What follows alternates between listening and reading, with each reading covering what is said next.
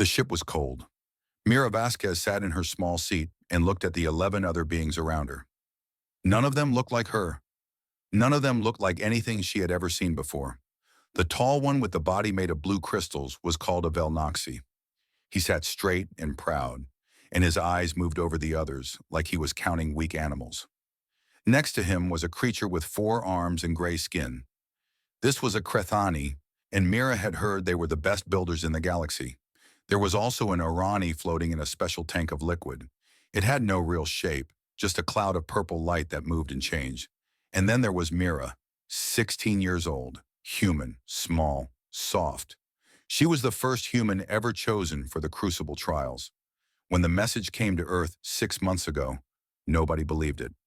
The galactic hegemony had watched humanity for 50 years, but never invited them to anything important. Humans were a provisional species. This meant they were allowed to exist, but not allowed to matter. The Crucible trials were different. Every 10 years, the hegemony selected young beings from different worlds. These chosen ones would go to a dangerous place and survive for 30 days. Those who lived would bring honor to their species. Those who failed would bring shame. Mira did not ask to be chosen. She did not want to be here. But the hegemony's machines had scanned Earth and picked her, and saying no was not really an option. The Velnoxy turned his crystal head toward her. His name was Torvax, and he was the son of an important leader on his world. When he spoke, his voice sounded like glass breaking. "So this is the human," he said. "I expected something more impressive." Mira did not answer. She had learned long ago that some people wanted you to fight back so they could hurt you more. She simply looked at him and waited. "The soft species," Torvax continued. "No claws, no armor, no venom. Your bodies break so easily. I wonder why the adjudicators even bothered to include you." A Crethani named Sella clicked her 4 hands together. "Perhaps they want to study failure," she said. "Humans have never been tested. Now we will see what they truly are." The ship shook as it entered the atmosphere of Rex 4. Through the small window, Mira could see a gray and brown world covered in rocks and dead-looking forests. The sky was orange and thick with clouds. It did not look like a place where anything should live. A voice filled the ship. It was flat and empty of feeling. This was an adjudicator, one of the ancient machines that ran the trials. "Candidates will now receive mission parameters. You will be placed on the surface of Rex 4. Each candidate will have a survival pod containing shelter, food synthesis equipment, water purification, and an emergency beacon. You will survive for 30 solar cycles. You will not receive outside help. You will be watched and judged.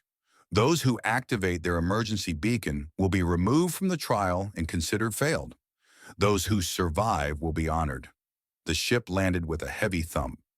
Doors opened all around the circular room, and Mira could see 12 different paths leading outside.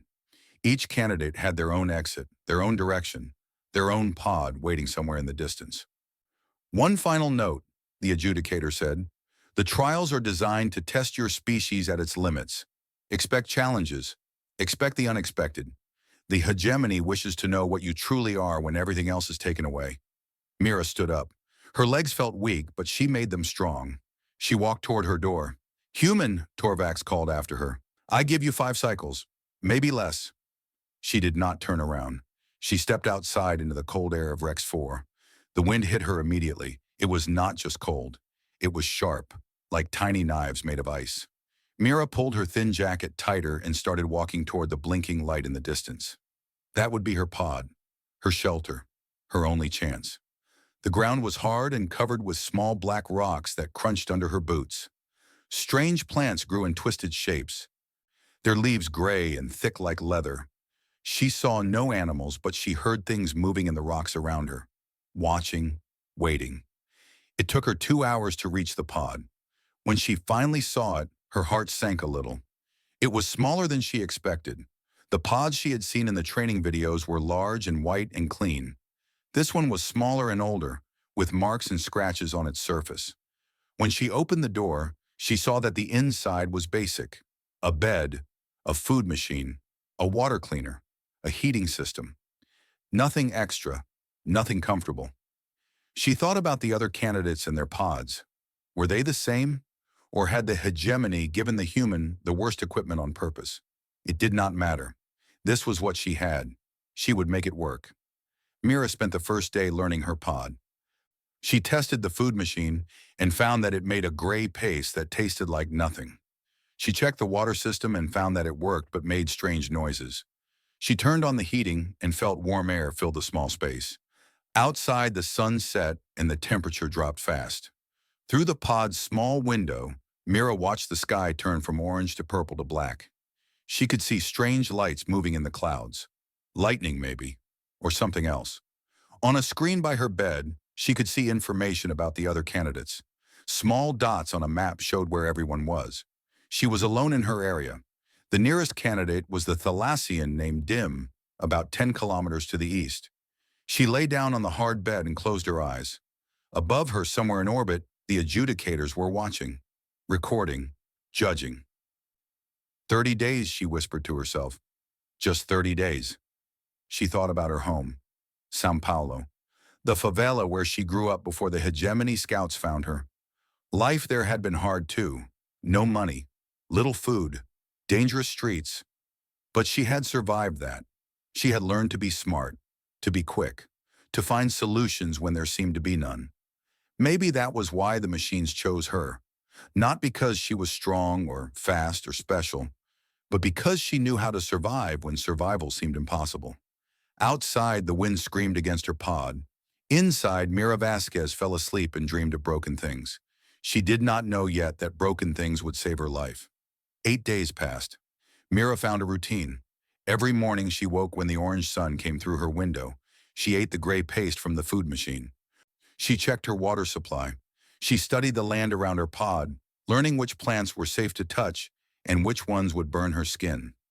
The weather on Rex 4 was cruel. During the day, it was cold but bearable. At night, the temperature dropped so low that ice formed on the outside of her pod. Sometimes it rained, and the rain was not like earth rain. It was thick and yellow and slightly acidic. If it touched her skin for too long, it left red marks that stung for hours. But Mira was surviving. Day by day, hour by hour, she was proving that the human could last. On the screen in her pod, she watched the other candidates. 2 had already failed. A small creature from a water world had activated its beacon on the 3rd day when its water purifier broke. A tall insect-like being from the outer systems had been attacked by local predators and called for rescue on the 5th day. 10 candidates remained. The Velnoxi named Torvax was still going strong. His crystal body could handle the cold better than most.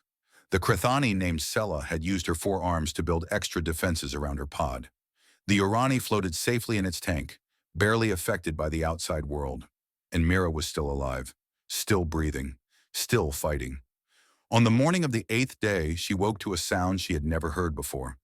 It was a loud alarm, sharp and painful to her ears. Red lights flashed inside her pod. The screen by her bed showed words she did not understand at first. Adjudicator intervention initiated. She sat up quickly. Her heart began to beat faster. "What does that mean?" she said out loud, even though no one could hear her. The answer came seconds later. The walls of her pod began to move. Not all at once, but piece by piece. The panels that made up the walls started to pull away from each other. The ceiling opened. The floor shook. Mira jumped out of bed and grabbed her boots. She pulled them on as fast as she could while the pod fell apart around her. The heating system made a terrible noise, and then ejected itself from the wall, flying out into the cold morning air. The food machine sparked and died. The water purifier cracked and spilled its contents onto the ground. In less than 2 minutes, her shelter was gone. Mira stood in the middle of what used to be her pod. Around her lay broken panels, torn wires, shattered equipment. The wind hit her body and she felt the cold immediately. It went through her thin sleeping clothes like they were made of paper. Above her, a small drone floated down from the sky. A voice came from it, the adjudicator. "Candidate Vasquez, your adaptive elimination challenge has begun. Your shelter has been removed. You must survive the remaining 22 cycles without pod assistance. This is your test. The hegemony wishes to observe human response to total resource loss." The drone floated up and away. disappearing into the orange clouds. Mira stood there, shaking from the cold. She looked at the mess around her. Broken panels, destroyed machines, useless wires. Nothing worked. Nothing could be fixed. Far away in their warm pods, the other candidates received a message on their screens. Human candidate shelter removed. Survival probability, 3.7%. Torvax. The Velnoxy saw this message and laughed. His crystal face twisted into something like a smile. 3%, he said. The soft species will freeze before sunset. Sella the Krathani saw the message and shook her large head. A cruel test, she said, but perhaps a fair one. We will see what humans are really made of. I suspect the answer is not much. In his liquid tank, the Urani processed the information and felt nothing. Survival probability of 3.7% meant death. The human was already dead. It simply did not know it yet. But Mira was not thinking about probabilities. She was not thinking about what the others believed. She was thinking about what she had. She took a deep breath. The cold air hurt her lungs, but it also made her mind sharp. She had been in bad situations before. When she was 12, a flood destroyed her family's home in the favela. They had nothing. No shelter, no food, no help coming. She survived that too. Okay, she said to herself. What do I have? She started to look through the broken pieces around her. The panels from the walls were cracked, but not completely destroyed. The thermal regulator that controlled the pod's heat was broken into 3 pieces, but she could see the chemical core inside still glowing faintly. The wires were torn, but wires could be useful. The survival blanket from her bed was ripped, but most of it was still there. She picked up one of the broken panels and studied it. It was made of something called Thermoflex composite. In a working pod, these panels would change their structure to control temperature. Broken, they could not do that anymore. But they were still solid. They could still block wind. They could still be arranged. Mira looked around at the landscape. There were rock formations about 200 meters away. Big rocks that created natural walls and protected spaces. If she could get there with her materials, she might have a chance. She started to gather everything useful. She made a pile of broken panels, torn blanket, damaged wires, and the cracked thermal regulator. It was heavy, too heavy to carry all at once. She would have to make multiple trips. The cold was getting worse. Her fingers were turning white. Her body was shaking badly. Move, she told herself. Moving keeps you warm. Stop thinking. Start doing. She grabbed the first load of materials and started walking toward the rocks. The wind pushed against her, trying to knock her down. Her feet slipped on the icy ground. But she kept going, one step, then another, then another. Behind her, the remains of her pod sat empty and useless. Ahead of her, the rocks waited. Somewhere in orbit, the adjudicators watched with their endless patience.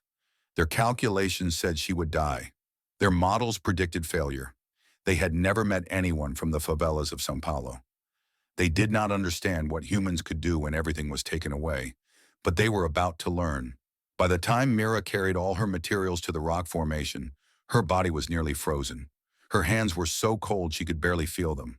Her lips were blue. Her legs shook with every step. But she made it. 4 trips through the cutting wind, carrying broken panels and torn blankets and useless machines. 4 trips that should have killed her, but she was still breathing. The rock formation was better than she hoped. 3 large stones stood together, creating a natural corner. 2 walls already existed. She only needed to build 2 more. Mira dropped her last load of materials and fell to her knees. She wanted to rest. Her body screamed for sleep, but she knew that if she stopped now, she would never get up again. Think, she said. Her voice was weak and rough. Think like you were back home. What would you do in the favela? In São Paulo, people built homes from garbage. They used old metal sheets, broken wood, plastic bags, anything they could find. They did not have perfect materials. They had trash, and they turned that trash into shelter. That was what she had to do now. She looked at the broken panels. They were designed to control temperature by changing their structure. They could not do that anymore. But she noticed something else. The panels were curved slightly, and when the wind hit them at certain angles, the air moved in interesting ways. An idea began to form in her mind. Most shelters tried to block the wind completely, but what if she did not block it? What if she used it instead? She started arranging the panels in a spiral pattern.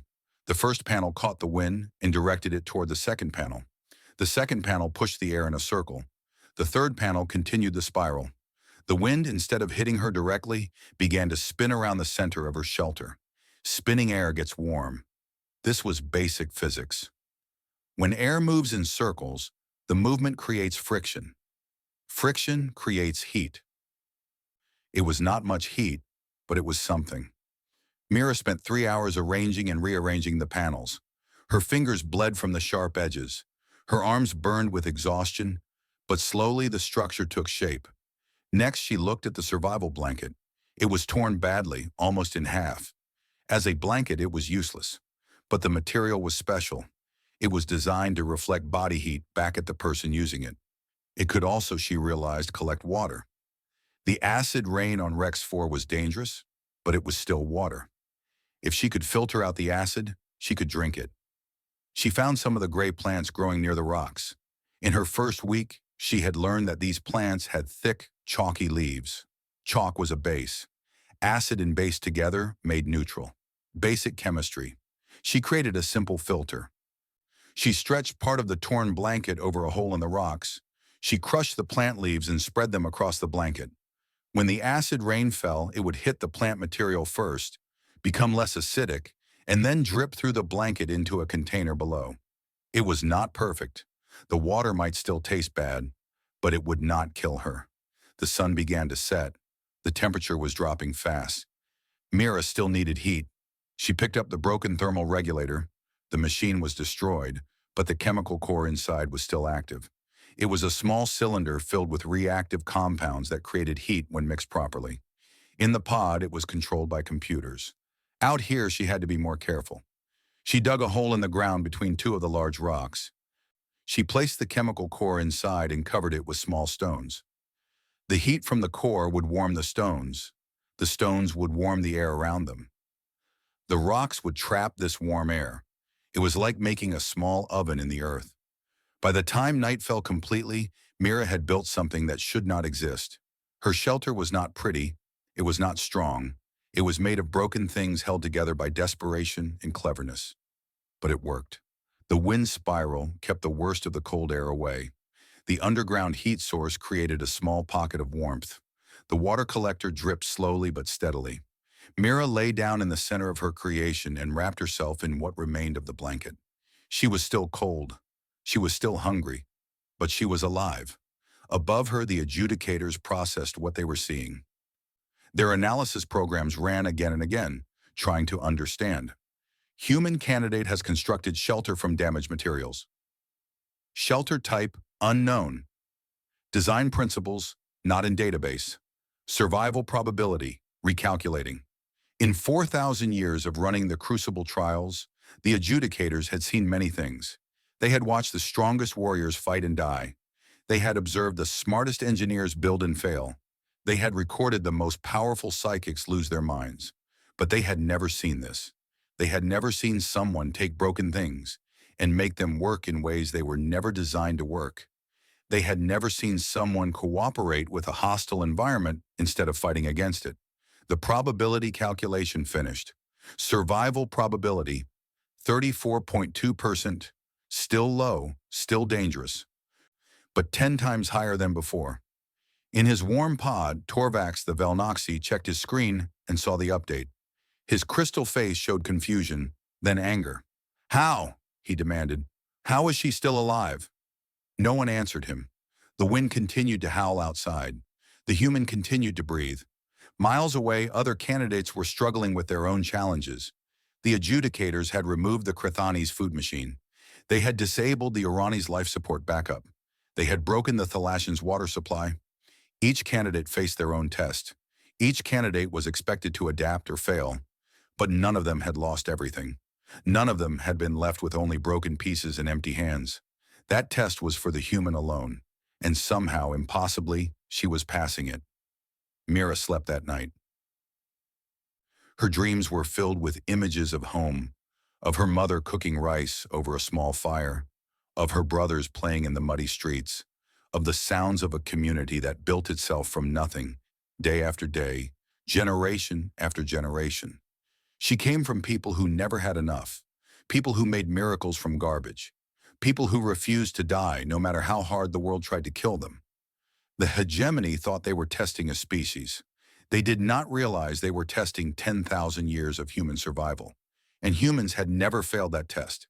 20 days into the trial, 6 candidates had given up. Their emergency beacons had flashed, and ships had come to take them away. 6 beings who could not adapt. 6 species that would carry the shame of failure. 6 pods sat empty on the surface of Rex 4. Mira was not among the failures. Her strange shelter made of broken thing still stood among the rocks. It had survived rain and wind and 2 small earthquakes. It had kept her alive when every calculation said she should be dead. But survival was getting harder. Her water collector worked, but it could not collect enough. Her underground heat source was getting weaker as the chemical core used up its energy. She had lost weight. Her body was tired. Her mind was foggy. She was alive, but she was fading. On the 20th morning, she heard a sound that was not wind. It was a voice, weak and desperate. "Please, help!" Mira pulled herself out of her shelter and looked around. Coming toward her across the rocky ground was a figure she recognized from the ship. It was Voruk, the young Seleth. His species had green skin and large dark eyes. They were known for being fast and agile, but Voruk did not look fast now. He was limping badly. One of his legs was bent at a wrong angle. "Please," he said again, "my pod, it is gone. The adjudicators took everything." Mira watched him come closer. She thought about her situation. She barely had enough resources for herself. Adding another person would make everything harder.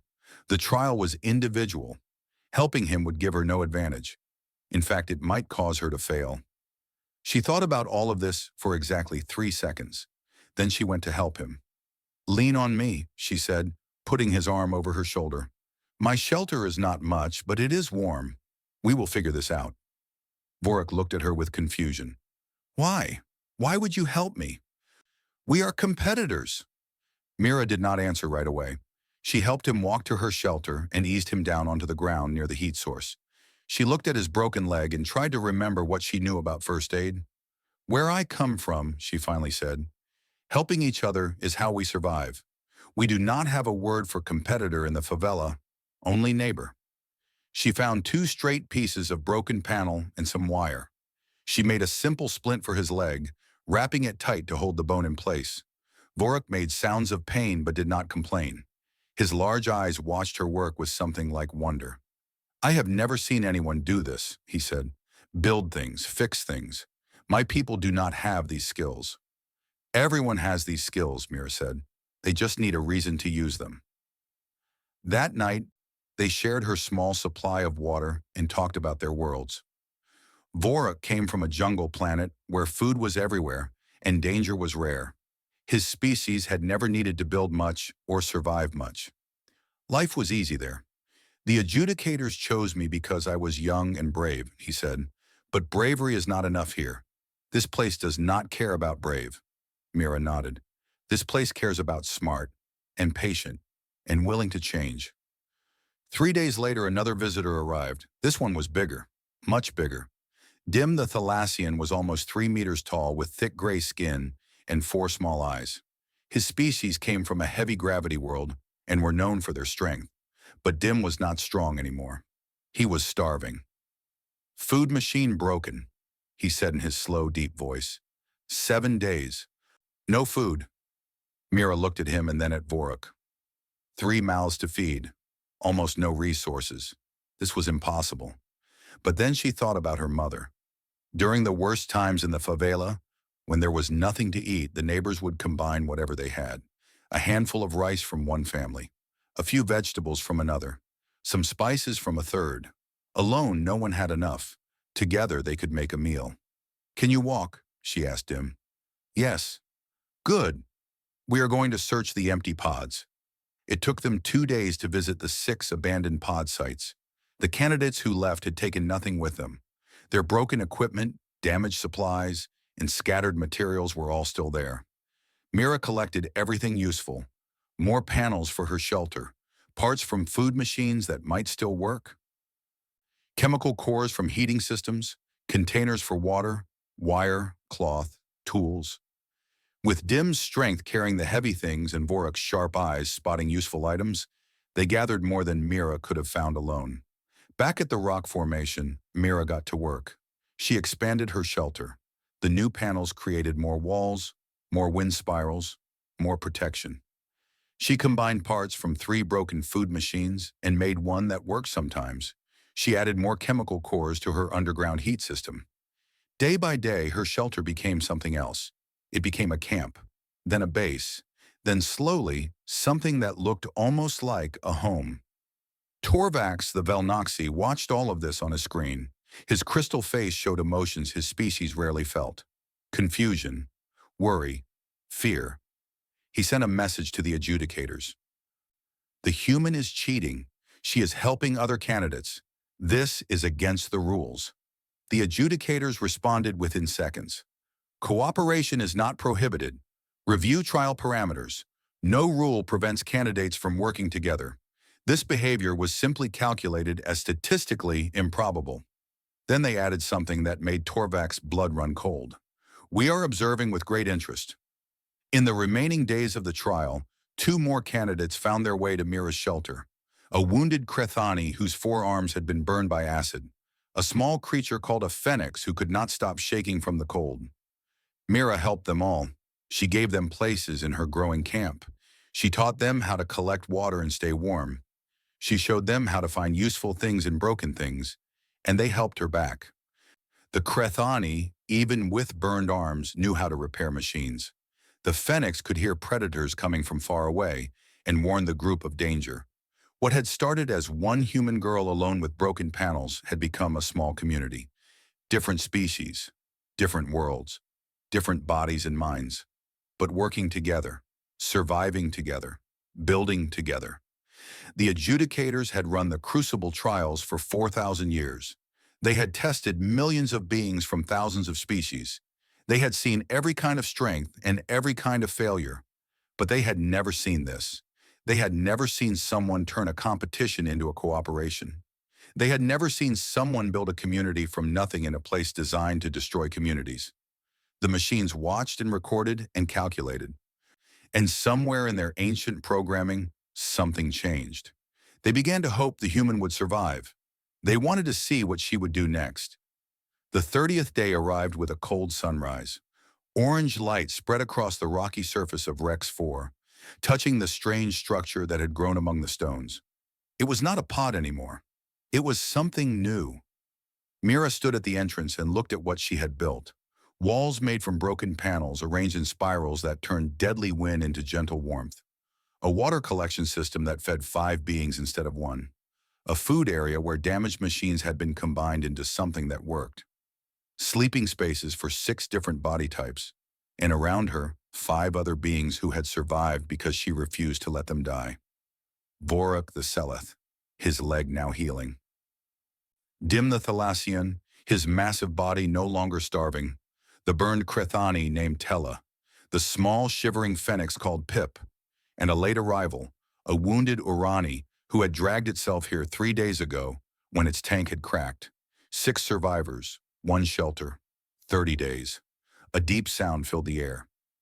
Ships were coming. The adjudicator drones descended from the clouds, hundreds of them, surrounding the area. A massive platform lowered from the sky, silver and ancient, covered in symbols from 1,000 worlds. This was the tribunal platform where the final judgment would happen. Mira and her group walked toward it. Across the surface of Rex 4, other survivors were doing the same. She saw Torvax the Velnoxy approaching from the east, his crystal body still perfect and unharmed. Sela the Krethani came from the north. Tired but alive. Others followed. In total, 7 candidates had survived, but only 1 had brought others with her. They gathered on the platform. The adjudicators formed a circle around them, their drone bodies humming with ancient energy. And then a larger shape descended, a machine bigger than the others, older than the others, covered in lights that pulsed like a heartbeat. This was the Weigher, the oldest adjudicator, the one who made final decisions. The crucible trial is complete. the weigher announced. Its voice was deep and filled the air like thunder. 7 candidates have survived. 5 candidates failed and were removed. Now comes judgment. Torvax stood tall, his crystal face proud. He was certain he had won. He had survived without help. He had maintained his strength. He was the ideal candidate. The weigher turned its sensors toward each survivor, one by one. Lights blinked as it processed information. Minutes passed in silence. Finally, it spoke again. The Crucible trials measure 3 things: resilience, adaptation, potential. In 4,000 years, no candidate has ever achieved maximum scores in all 3 categories. Torvax smiled. He knew he had scored high, perhaps the highest ever. Until now, the weigher's sensors focused on Mira. She felt the attention like a weight on her shoulders. She stood straight but did not try to look proud. She was tired. She was thin. She was covered in dirt and scratches and bruises. She looked like someone who had barely survived, because she was someone who had barely survived. Candidate Vasquez, the weigher said, human, first of your species to attempt the Crucible trial. You were given a survival pod like all others. On day 8, we removed that pod completely. We left you with broken equipment and damaged materials. We calculated your survival probability at 3.7%. Mira said nothing. She just listened. You did not fail. You did something our models did not predict. You did something our databases cannot explain. The weigher paused. When it spoke again, its voice was different, softer, almost wondering. You took broken things and made them work in ways they were never designed to work. You did not fight against this environment. You cooperated with it. You turned wind into warmth. You turned acid into water. You turned destruction into creation. Around her, Mira felt the other survivors watching. Even Torvax was silent now. But that is not what made you exceptional. Other species have shown cleverness. Other candidates have shown adaptation. The weigher's lights pulsed faster. What made you exceptional was this. When you had barely enough to survive alone, you chose to share. You helped competitors who could not help you back. You built a shelter for others when you owed them nothing. You created a community in a place designed to create isolation. Mira thought about the favela, about her neighbors, about the people who shared rice when they had none to spare. This behavior is statistically impossible, the weigher continued. Our models show that survival instinct should prevent such generosity. Resources shared are resources lost. Competitors helped are competitors who might defeat you. Every calculation says you should have let them die. Then your calculations are wrong, Mira said quietly. The weigher was silent for a long moment. Then it made a sound that might have been agreement. Yes, they were wrong. And that is what makes you remarkable. It turned to address all the survivors and the drones and the ships watching from above. Candidate Vasquez has achieved maximum scores in all 3 categories. Resilience, she survived total resource loss. Adaptation, she invented new survival techniques.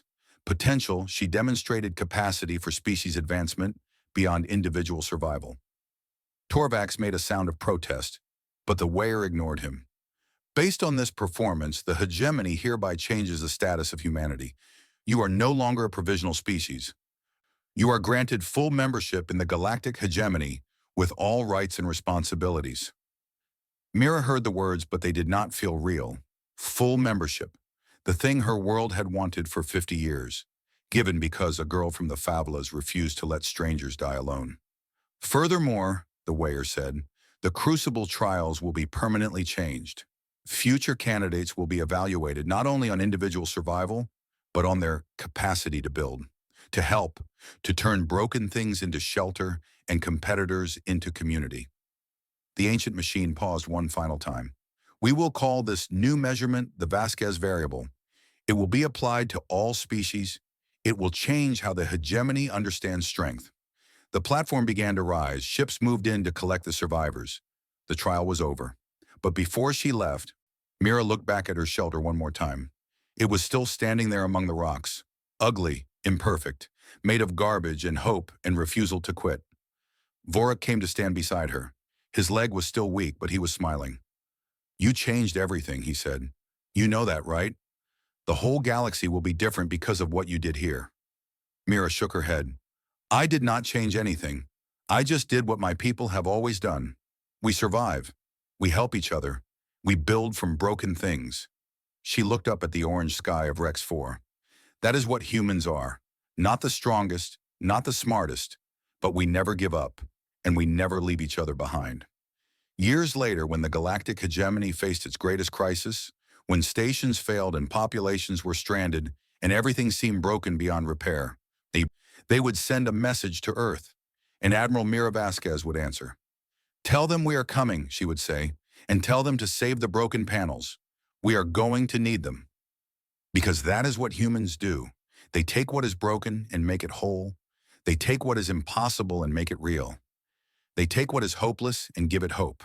And they never, ever stop building.